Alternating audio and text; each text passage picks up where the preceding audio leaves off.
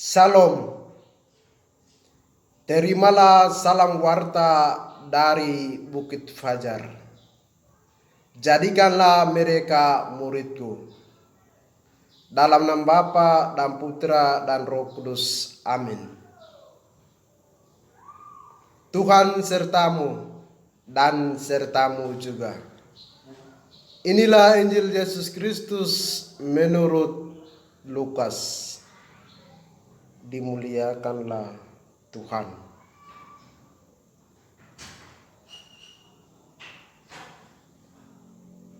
Orang-orang Farisi itu berkata pula kepada Yesus, murid-murid Yohanes sering berpuasa dan sembahyang.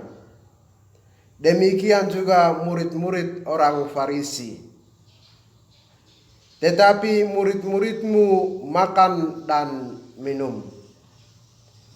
Jawab Yesus kepada mereka, dapatkah sahabat mempelai laki-laki disuruh berpuasa, sedang mempelai itu bersama mereka? Tetapi akan datang waktunya apabila mempelai itu diambil dari mereka. Pada waktu itulah mereka akan berpuasa. Ia mengatakan juga suatu perumpamaan kepada mereka. Tidak seorang pun menggoyahkan secarik kain dari baju yang baru dan menambalkannya pada baju yang tua. Jika demikian, yang baru itu juga akan goyak, dan pada yang tua itu tidak akan cocok kain penambal yang digoyahkan dari yang baru itu. Demikian juga tidak seorang pun mengisingkan anggur yang baru ke dalam kantong kulit yang tua. Karena jika demikian, anggur yang baru itu akan menggoyahkan kantong itu dan anggur itu akan terbuang dan kantong itu pun hancur.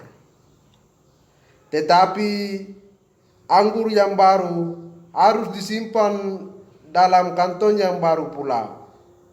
Dan tidak seorang pun yang telah minum anggur tua ingin minum anggur yang baru, sebab ia akan berkata, anggur yang tua itu baik. Demikianlah Injil Tuhan. Pujilah Kristus. Saudara-saudari yang dikasihi oleh Tuhan kita Yesus Kristus, bacaan hari ini kita diajak untuk merenungkan kembali tentang hal berpuasa yang baik dan benar. Puasa bagi umat Kristen Katolik adalah tanda pertobatan, tanda penyangkalan diri, dan tanda kita mempersatukan sedikit pengorbanan kita dengan pengorbanan Yesus di kayu salib sebagai silih dosa kita dan demi mendoakan keselamatan dunia. Puasa umat Katolik tidak pernah lepas dari doa. Puasa juga adalah cara umat Katolik latihan rohani yang mendekatkan diri daripada Tuhan dan sesama. Dengan mendekatkan dan menyatukan diri dengan Tuhan, maka kehendaknya menjadi kehendak kita. Dan karena kehendak Tuhan yang terutama adalah keselamatan dunia, maka melalui puasa kita diundang oleh Tuhan untuk mengambil bagian dalam karya penyelamatan dunia. dengan cara yang paling sederhana, yaitu berdoa dan menyatukan pengorbanan kita dengan pengorbanan Yesus di kayu salib. Bapak, Ibu, saudara-saudari yang dikasihi oleh Tuhan kita Yesus Kristus, dalam hal berpuasa, Yesus mengajak umat manusia tidak boleh diketahui kepada sesama manusia yang lain. Berpuasa adalah suatu rahasia bagi Allah dan diri sendiri. Berpuasa adalah berbalik kepada Allah dari kehidupan duniawi seperti iri hati, keegoisan, kemunafikan, kesombongan, sifat konsumtif, mental enak, korupsi, melakukan ketidakadilan terhadap sesama manusia yang tidak bersalah, ketidakjujuran, manipulasi data, dan sebagainya. Ajakan Yesus tentang berpuasa ini mengingatkan kita supaya jangan ada yang dipaksa dan memaksa untuk berpuasa. Sebab berpuasa adalah kehendak seseorang yang mau mendekatkan diri dengan Tuhan.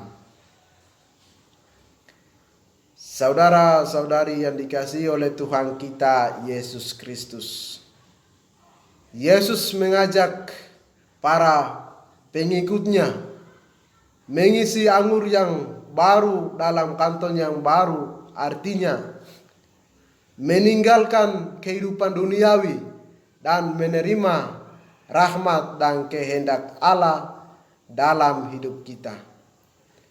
Menerima kehendak Allah